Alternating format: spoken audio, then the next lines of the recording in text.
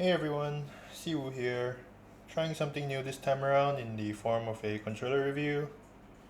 And this right here is my new controller. It's the ZD Ultimate Legend, and in Chinese it's 自动终极传奇.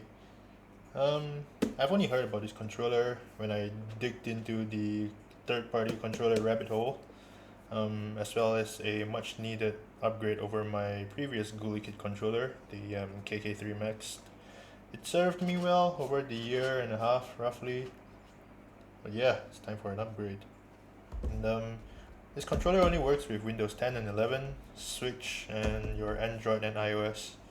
Sorry console homies, it's time to convert to the PC Master Race.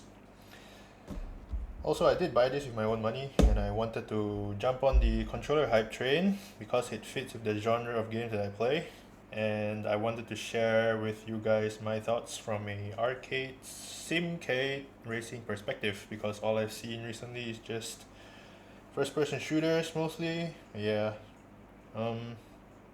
This controller review won't be super sophisticated as I don't really have the right tools or the knowledge or the know-how yet to carry out the experiments for a full-on data analysis and teardowns of controllers to further understand its build quality. Alright, as you can see, after we unbox the controller, we will have the Ultimate Legend controller, which is pretty crisp. You will also get the 2.4 GHz dongle. You will get a USB-A to USB-C for that juicy wired connection. And then you have your D-pad accessory options. I'm not gonna lie, this one's pretty sick. Maybe use it on fighting games, who knows. As you can see, it's only meant for the D-pad.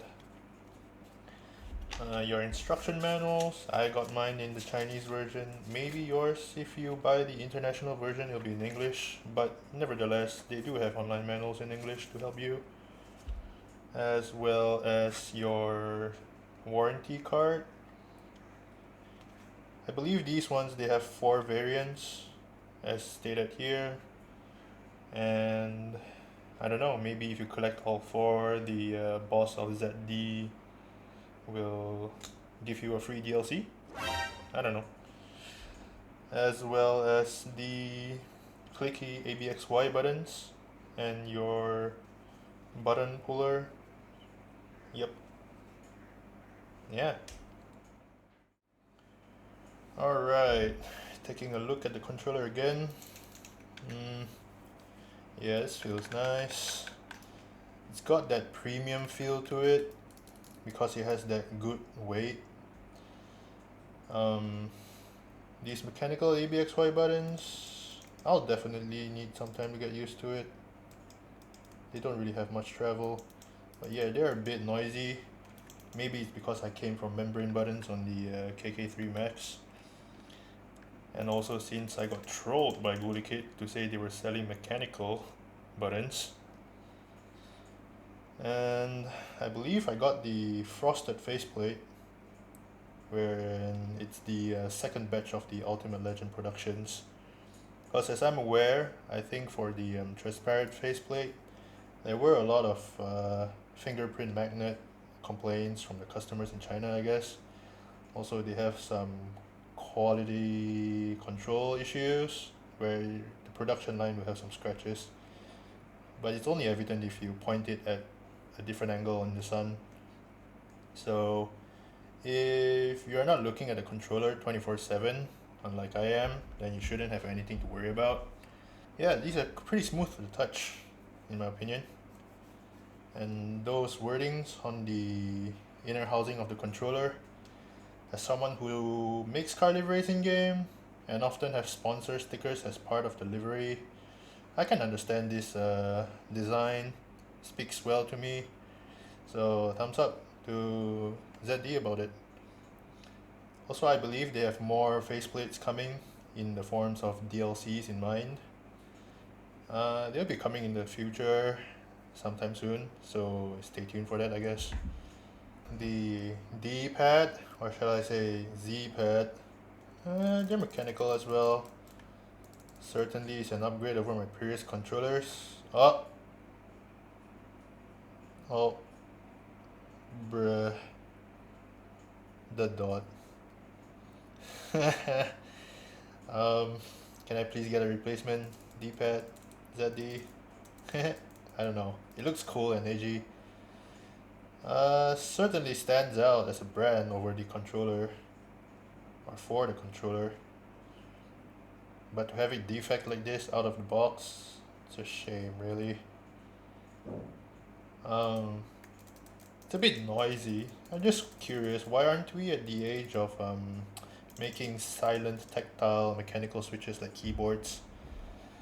The clicky feel is nice, definitely nice, but if you can get silent versions, that'll be better.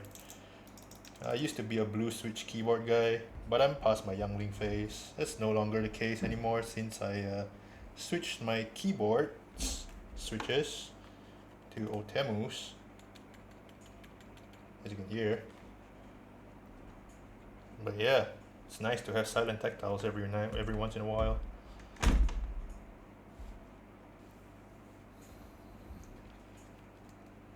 Also, the stick tension feels really nice. I don't have those stick tension readers with me, so I just plugged the numbers from various sources. And it said that these Ginfull TMR sticks that come with the controller by default, they have the same tension as the first party Xbox controllers at around 60 grams of force. The nice thing about these joysticks are like they are built with modularity in mind. So if they ever fail on you, you can always buy more DLC sticks from ZD. Or you can also change to different brands of joysticks that you like. These joysticks all have different accuracy and linearity values, so please look out to more knowledgeable YouTubers on which sticks might be the one for you. So just to recap, there are 4 at the moment which are planned, which are the Ginfull RJ13 TMRs that come default. There's the KSILVER JS13 Pro TMRs. There's also the Favor Union TMRs, which they call as Puya, and the ALPS joysticks, which are potentiometers and they're not Hall effect, so they still use the old style of stick drift prone joysticks. Also, do remember to research on these sticks if you like additional customization on your Ultimate Legend. I have been using the default Ginfull sticks for about a week now, and they're great to the feel. Perhaps it's just a me problem, but I seem to be pressing down the left stick button a bit easier than I like to when racing, because in Need for Speed, pressing down the left joystick is the honk button, and I have mine set to like a percussion bell, and it can get pretty annoying. So what I did use in the ZD app was to bind one of the macro buttons, which is the one up here. I believe it's called LK. Yep. I did bind the left stick down to this macro button right here so I don't misclick it. And then I have my left stick down, bind it to my mouse left click. As you know, in game it doesn't really do anything. So yep. Apparently the app doesn't let you fully just unbind one of the main controls on the controller. So yeah, something that ZD can consider adding into the app in the future. Also about the triggers, they do seem to have a bit less of a travel compared to your standard Xbox controller shape. More particularly the Series X or S controllers, as well as the KK3 Maxes from Gulikit. But what's nice about these controllers on the Ultimate Legend is that you can set the date zone to 0 in the ZD customization app, so it registers even on the smallest of actuations. I'll show you guys in a bit. And the Xbox controllers and Gulicate, they have a fixed dead zone. So if I can show it to you guys, this is the Gulicate KK3 Max. So they have a pretty big initial dead zone, outer dead zone I guess. So this, it doesn't register, it only registers from here. So you get pretty much wasted travel. And when you're modulating the gas or the brakes, the feel matters, every distance matters. Yeah, that's just my opinion. Right, and also they do have micro switch triggers over here for you first person shooter gamers out there. I feel like they're a bit hard to swap out on the fly because of how recessed they are. You might have issues. So I think it takes a bit. I don't have nails, but it's doable. Yeah, and just like that, you got your micro switch triggers. But I can understand this kind of design because you're pretty much only gonna be swapping it once a session, and then you're gonna forget about it. And the reason why I said that is because typically when you hold a controller, see how your hands, they kind of fall into the place of these trigger stops. So having it recessed, it won't be protruding outwards like the other trigger stop controllers out there in the market, because they are bound to be poked into your skin as you hold the controller, whether if you're holding it normally or your middle finger might be in the way, or if you're holding it claw and you don't have to worry about it at all.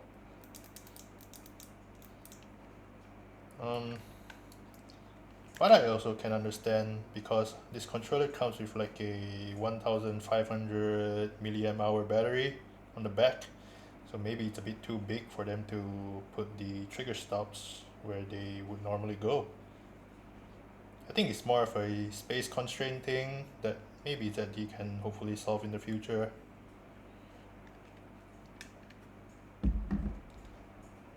Also the bumpers, they're micro switches as well as all the extra macro buttons. I believe there are 8 extra macro buttons that you can map your keyboard or your mouse to.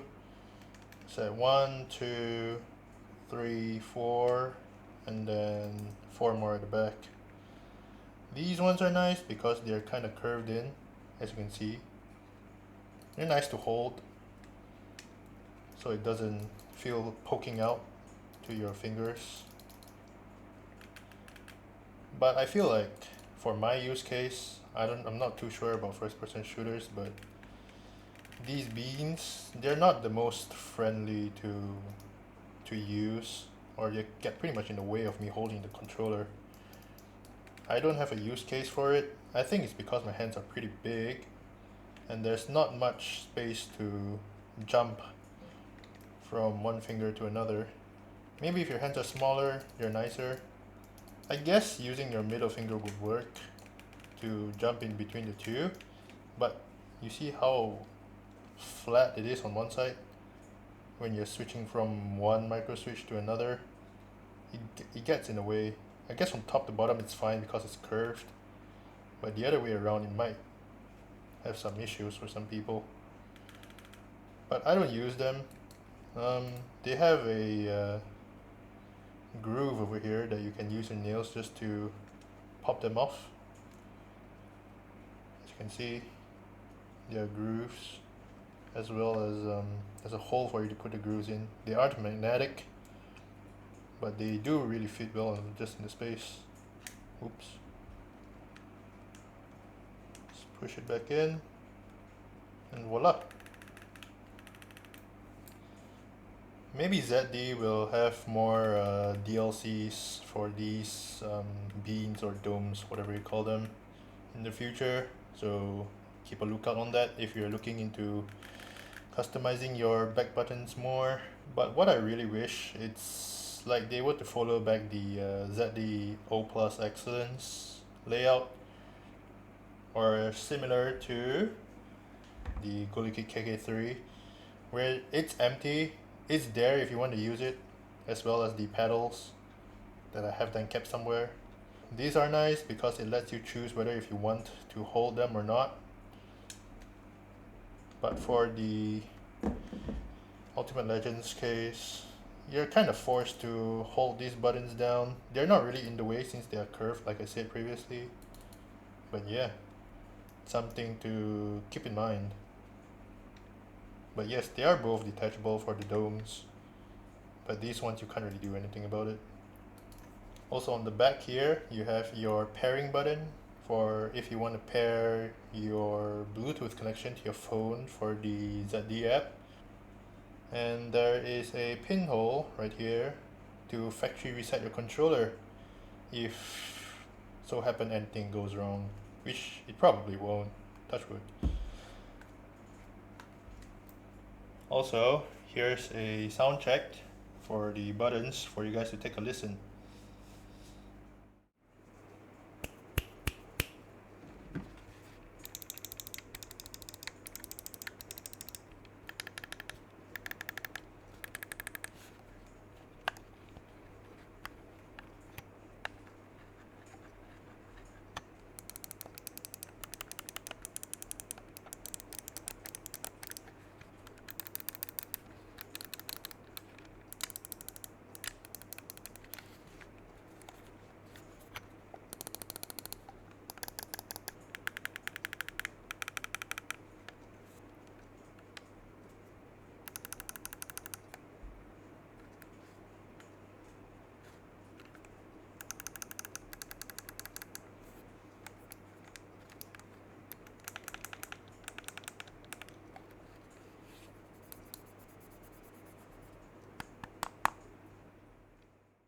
Alright, speaking about deal breakers, vibrations. You know, you can call me crazy, but I love the immersion that connects me to the game to further enhance the experience.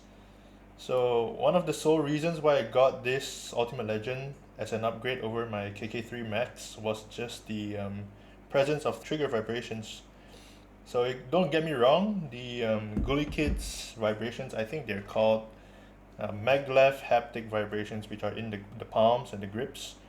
They're great, but then the loss of feedback from the tires in Forza Horizon and Forza Motorsport just left a stale taste in my mouth.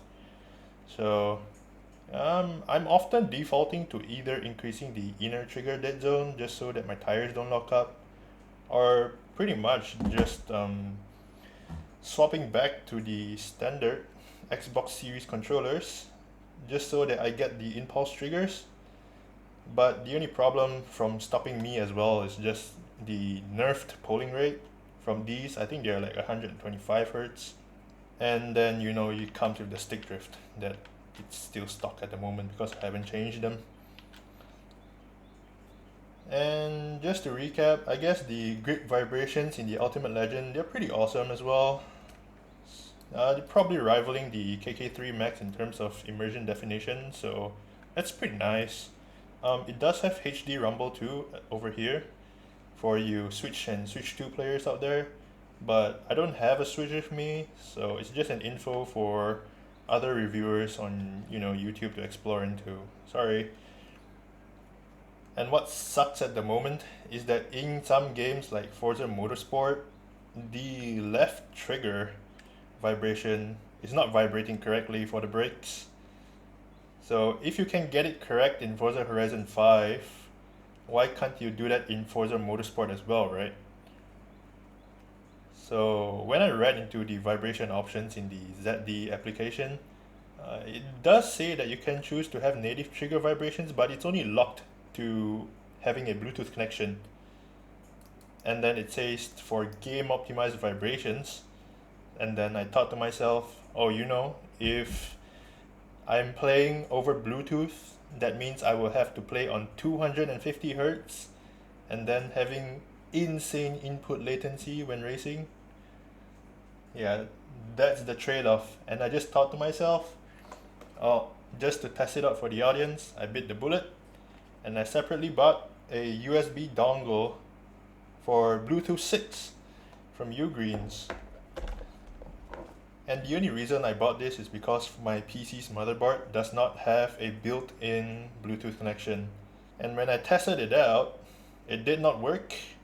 It was giving me the same vibrations for the native trigger vibration Bluetooth option, as well as the stereo vibe or stereo vibrations in the app.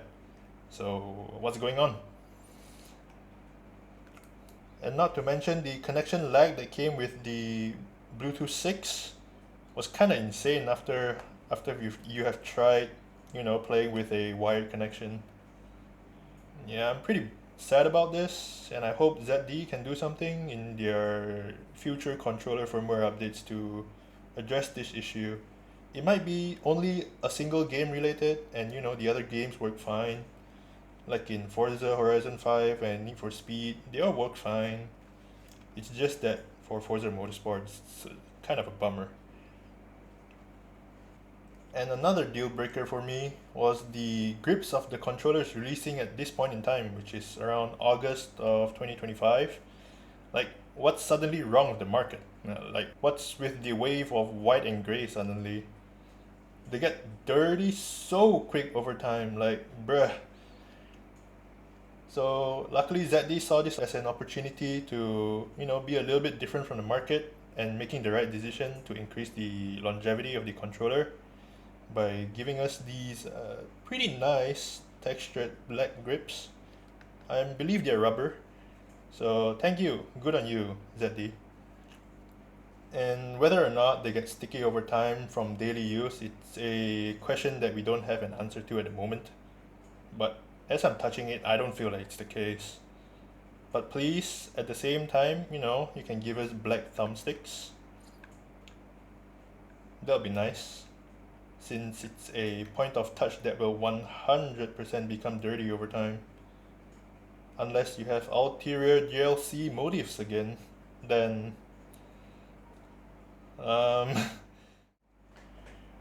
Right, so now, the main reason why anyone would even get this controller, it's because of its super low wired stick latency. For the longest time, I thought that having Hall effect sticks that produced a 0% circularity test, and then with the 1000 Hz polling rate, that was a gold standard, right? But now with how fast technology is improving, I think the above are now at least a baseline of what controllers are meant to be today compared to what it is a year and a half ago.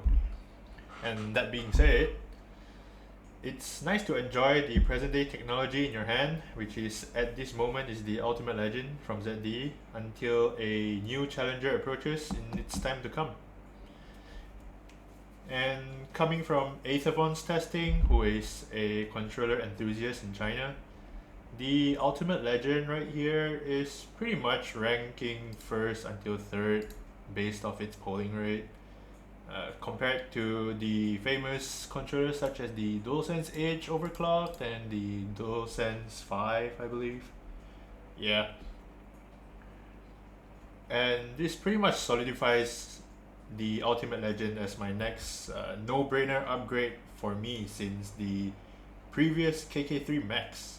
I just discovered that right here it says KK3 Pro, but they're pretty much the same. It's the worst stick latency possible, and all these tests were all done wired. And when you were to compare it to, let's say, a Xbox Series controller, it's pretty much in the middle of the pack at 5.77 milliseconds. So now if my car dies while turning, it's actually my skill issue and no longer the controller's fault. Also, something new that I learned from digging down this controller rabbit hole is that higher polling rate does not result in a low stick latency, and some companies, they just use the standard 1000 Hz polling rate as a marketing gimmick now. And another thing to note is that your button latency is not the same as your stick latency. As we can see over here, this is the ranking based off button latency, and this is the ranking going off stick latency. And all these tests, once again, were done wired into the controller. So, my friends, please once again do your research properly before buying your next controller. and make sure the tests are done through a reliable source. And as well as at the time of making this video, Gamepad LA, which was done by John Punch, it stores a lot of info about this. As you can see, it's cabled button latency or cabled stick latency, and it has pretty much the latest lineup of controllers. And here's to hoping that John Punch actually gets his hand on the Ultimate Legend to further test the stick and button latency. I personally don't think that having a super high polling rate makes any meaningful difference, but I'm just gonna roll the stick once just to satisfy a lot of high number go burr fanatics out there. And once again, I don't really have a proper tool or a motorized method to measure the stick resolution correctly as well. So please look out to more qualified reviewers out there when they do have this controller in their hands. So here is the polling rate test. I'll talk more about the results for stick resolution later on in the app customizations, because some pretty spicy numbers are about to pop up soon. So for the polling test, I'm just gonna do 10,000 rounds because at 4,000 polling rate, it's gonna be really quick. So if I were to roll the sticks. So as you can see, polling rate right here, it's 4,065, which is nice. It's marketed at 3000 Hz, but when you enable one of the settings in the ZD app, it allows you to go past 3000 and whatever your computer is capable of providing you for the polling rate. As well as for the outliers, we can see there are 99 out of 10,000, which is about 1%, which is nice. It's pretty stable. I've done a couple polling rate tests before this video happened, and they pretty much hang around this number for me. So wired connection, very good for the Ultimate Legend. Alright, now that we are connected through the dongle, I will now do the polling rate test of 2000 to test the left stick, and we will to roll it. So over here it says 883 polling rate out of 1000. It's not bad. When I did polling rate test before this, I was getting around 790, hovering around 850. So for the polling rate, it's a little unstable, but it still gets the job done. When I were to play using the dongle, everything was pretty much crisp as a dongle at 2.4 GHz would go. But maybe that's just me. I didn't feel any significant differences compared to when I was playing wired in. Moving on to the Bluetooth tests, polling rate at 250 Hz. We're just gonna do about 1000 because it's really slow. And left stick. So oops. Hello. And as you can see, it did take a while. The connection is not the best. I would say it's borderline terrible. Oh no, this is taking a long time. Jesus.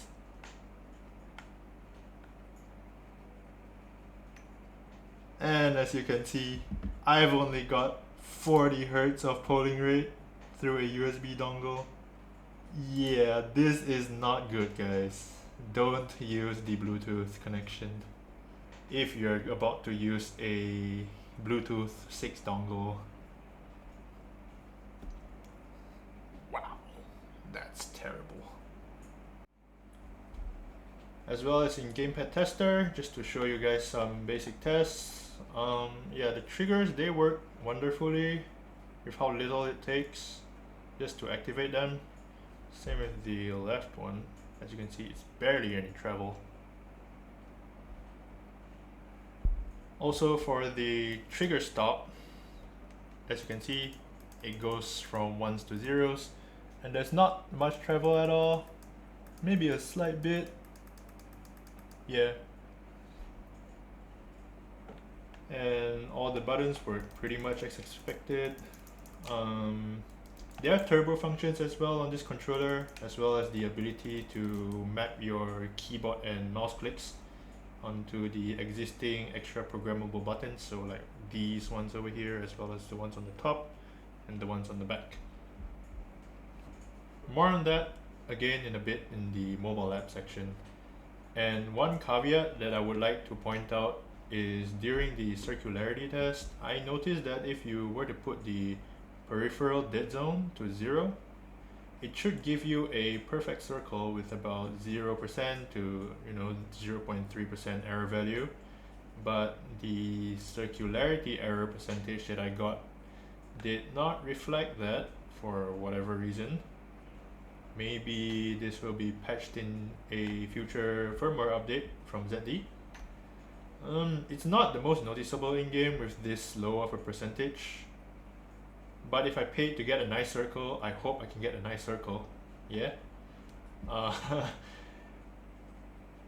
This may hurt some players that roll steer in some racing games, where you roll the stick towards the edges of the controller to have a smoother driving, and it scrubs less speed compared if you were to tap steer, in my opinion. Or maybe it's another DLC angle from ZD to buy new stick modules that you can change out. Also, I noticed that some controller reviewers, they also do this bouncing test where they snap it back. This controller does have a bit if you really try to make it bounce, but in my opinion, I don't really think this is too big of an issue, because let's be real, when are you ever going to let go of your stick completely in-game when tapping to a direction, right?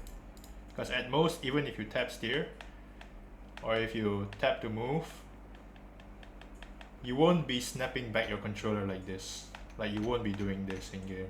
So this really isn't a matter of concern that I see some people have in-game. So yeah. Also, in order to extract the most out of your Ultimate Legend, downloading the software mobile app is pretty much the best way to go at the moment. A software for PC is on its way, but there's only a rough ETA of November of 2025 at the moment. As you can see, this is the firmware and the dongle updates, and controller test tool, you're pretty much better just using a Gamepad Tester. So in order to connect to a Bluetooth connection, all you have to do is just to hold this home button, which is this strip of light right here, and the A button, and hold it down until it flashes green. And when you're connecting to your mobile device for the first time, all you have to do is just to hold this right here for 3 seconds until you see a yellow and green flashing light. And when you have your Bluetooth options pop up, you will see an Xbox controller, and just tap it and it should pretty much go green and go right away.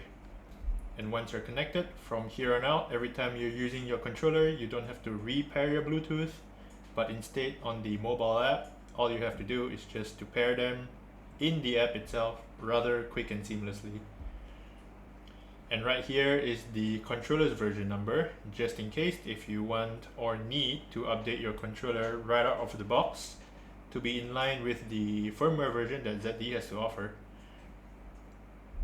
Also, here you have 4 presets. ZD probably forgot to translate these, but these basically mean to rename your preset profiles. Moving on, firstly would be your button mapping. It lets you set if you want your standard controller controls to go into a turbo setting, or if you want them to be mapped to either your keyboard keys or your mouse clicks. Next would be your trigger settings, so mostly just dead zones for you to play around with. If you're the type to grip the controller really hard and your fingers hover around your triggers always, the app here suggests that you can put a default of 4% for the initial trigger press. That'll be nice because accidental triggers can be caused, which is fair. If you do have more control over your finger placement, then feel free to go 0-100 like I did as well. So the difference between this long and short option is just so that you don't have to flip the trigger micro switches at the back to enjoy the instant actuation. But do take note that if you do select this short option in the app, you will be defaulted to a rough 15 to 20% outer dead zone, I would say. before it actually registers as a click, even though you have it on analog. So it's not like a long 0% dead zone trigger where you can trigger it upon a soft touch.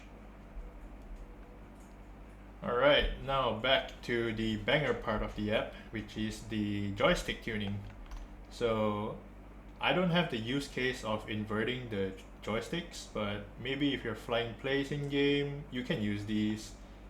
And then the dead zone settings. So I like to have a very small dead zone in my racing games, because in tracks like Le Mans, I would like to have some time off the sticks and while it's driving straight. So having a super small dead zone would definitely help in case of the car not steering ever so small in a single direction. Alright, so for the peripheral dead zone, it refers to if you want your sticks to behave as a circular or a square input algorithm. So starting off at 0% peripheral dead zone, it will give you a circular stick input algorithm, but if you put it up to 5 or 6, it will give you more of a square input algorithm. Any more on the peripheral dead zone slider and it will give you really bad diagonal directional errors, in my opinion. And in my own racing setup, I like to have them in a circle, because usually when you roll steer, it provides a uniform feedback to the car's direction without any sudden changes. But there are cases where if the car is really a stupid rock and it doesn't want to turn at all, then perhaps you can use the sensitivity curve and help you in changing directions more drastically compared to if you were to mess with the square input.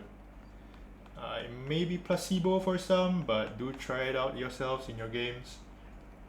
Also, my right joystick has more dead zone in it because in racing games it's generally just a camera view stick and you don't really need it to be moving a lot, so having it stable in the middle helps. And for the next banger option, for you keyboard racers out there, you know who you are. You can now replicate keyboard steering with this awesome joystick and D-pad direction swap. Yeah! So you can now steer with digital zeros and ones in your directions again. And having the option to modulate your accelerator and your brakes. This is a very cool addition from ZD, so great on you guys, very nice. Also, the next important option in this ZD app is the step size. So it's basically a slider that alters how many points you allow the joysticks to have and take readings at any given moment. I kind of did some tests myself to figure out what exactly this slider does. A stick step value means it picks a chosen value to be put into a group from the slider, and the joystick will read this value in groups. So let's say if you pick a value of 1, it will read every small joystick input movement you register as one group, hence providing you a bigger stick resolution as a result, as you can see from the graphs right here.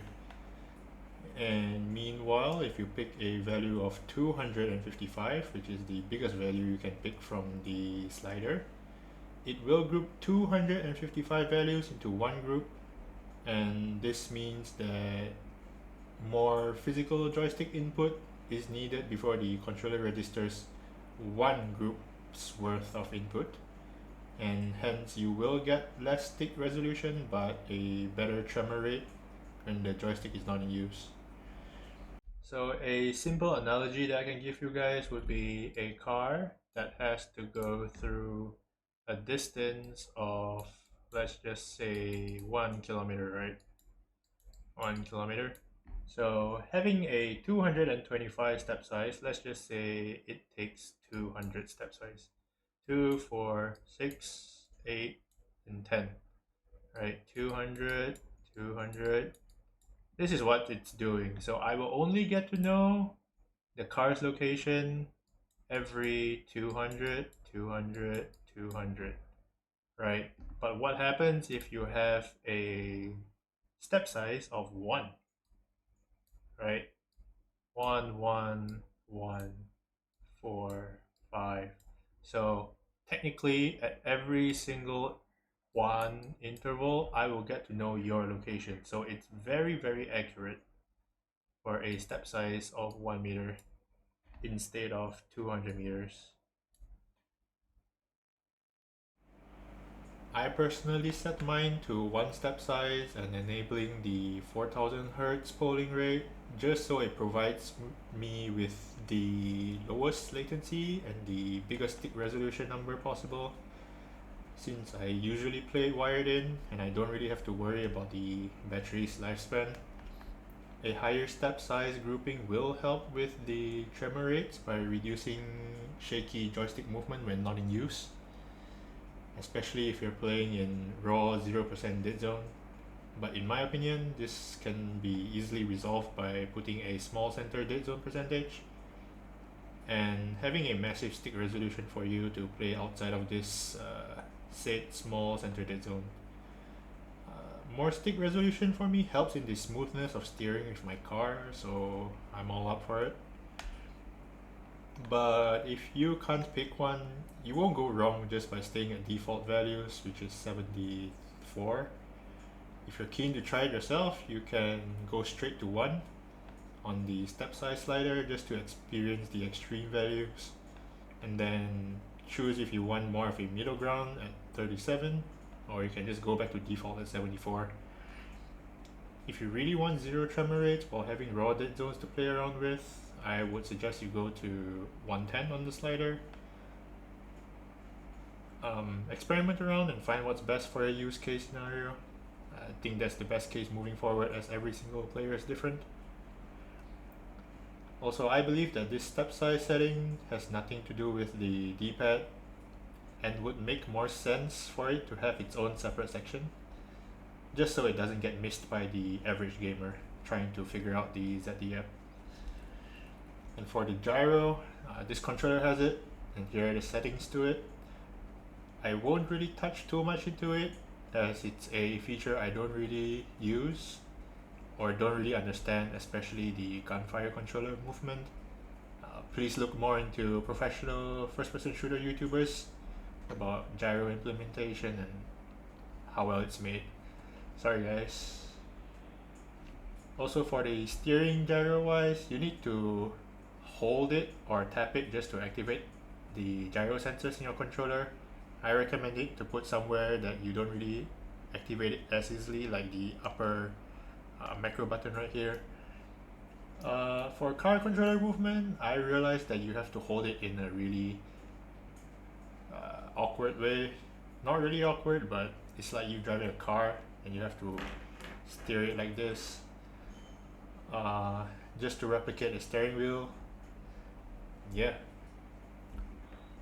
Also, for the vibration setup, it's pretty much the standard on how you want the controller to interact with you.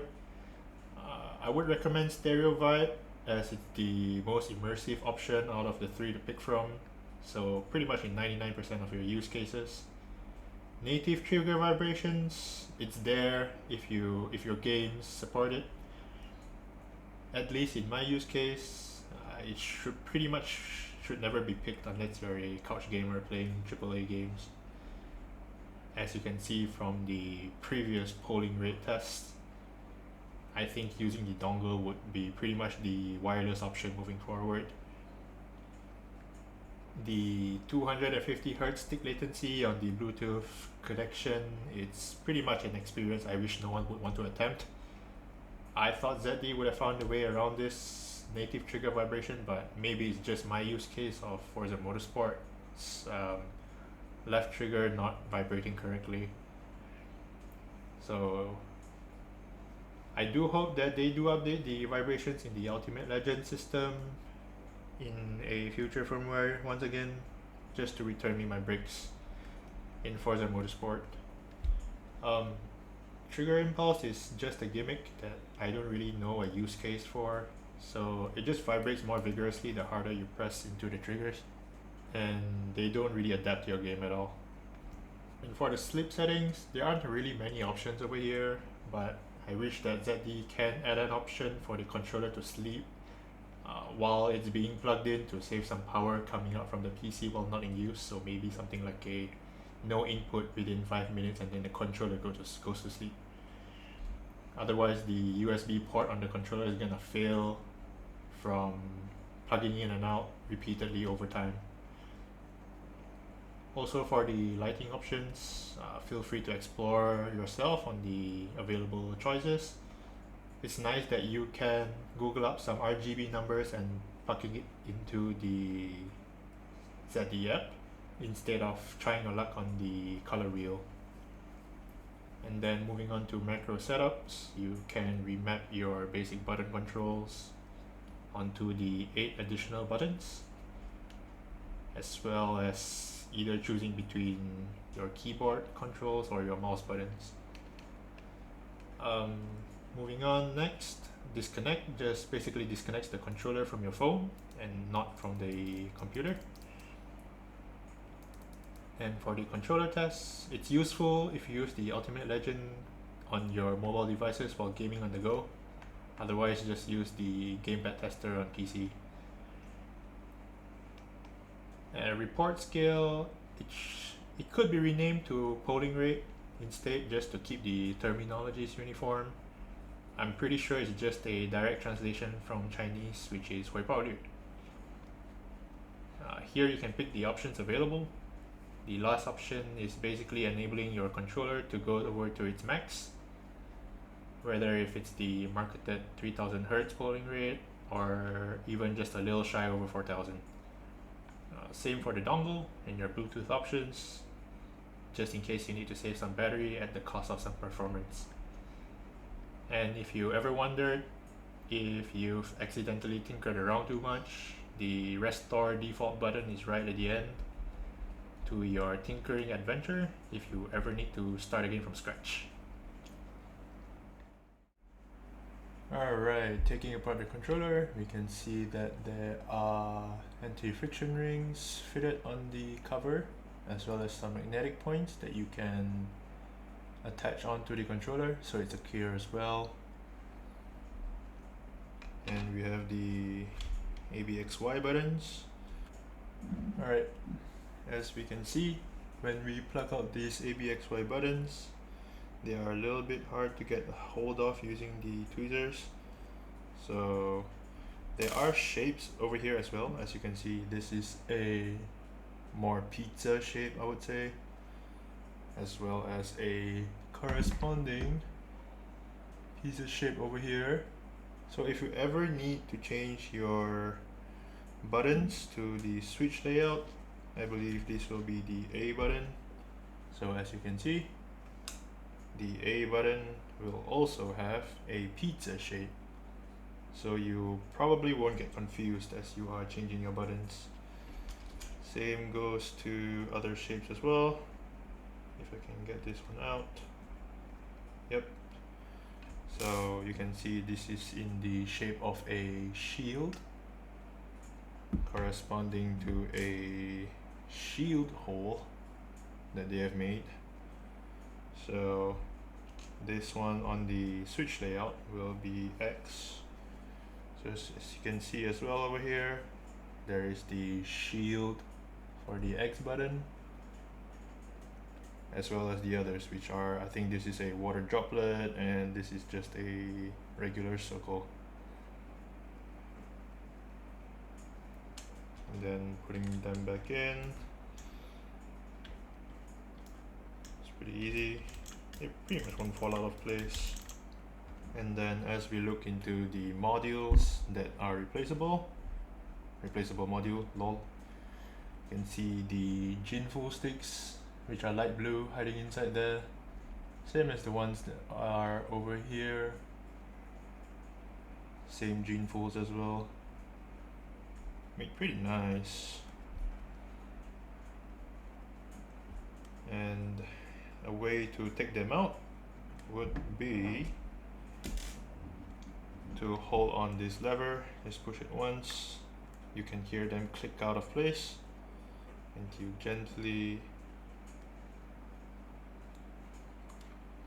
pull them out of place, just like that.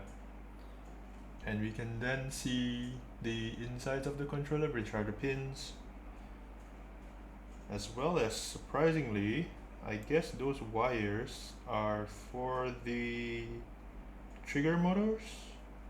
Yeah, that's odd for them to put it over there. You might think they get in the way. Well, let's just keep it that way. And yeah, it's a basic teardown of the shell and the controller if you ever need to change the parts for the modules. And during filming of the controller, the JS13s have come. It's pretty easily packaged, if I say so myself. These are the JS13 modules, and if you can see the KSILVER, which are green in color. Alright, so easily to place them in, line these up by following the grooves. So here there's a groove here, and there are two grooves here. Following the grooves on the controller, 2 and 1.